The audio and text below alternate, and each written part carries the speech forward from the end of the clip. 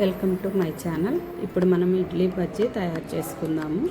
దానికోసం ముందుగా స్టవ్ వెలిగించి కడాయి పెట్టుకొని నూనె పోసుకోవాలి. అది వేడి అయ్యేలోపు మనం ఇడ్లీని ఇలా కట్ చేసి పెట్టుకొని ఏదైనా అల్లం లేదా పుదీనా, మ్యాంగో ఏదైనా పచ్చడిని మధ్యలో అప్లై చేసుకొని పెట్టుకోవాలి.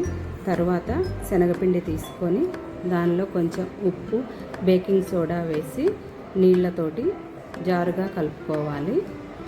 తర్వాత ఇడ్లీని తీసుకొని బాగా ముంచి అందులో నూనెలో వేసి డీప్ ఫ్రై చేసుకోవాలి. అంతే, వేడి వేడి ఇడ్లీ బజ్జీ తయారు.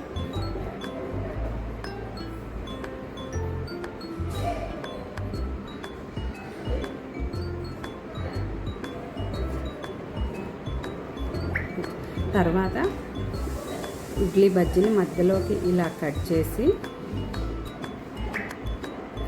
పెట్టుకొని కరివేపాకు పొడి కానీ టమాటో సాస్తో కానీ తింటే చాలా బాగుంటుంది.